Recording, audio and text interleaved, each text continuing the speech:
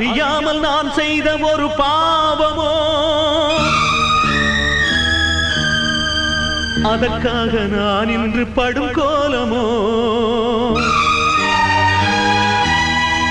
தெரியாமல் புரியாமல் தடுமாறினே உன் திருவாசல் தன்னை தேடி படியேறினே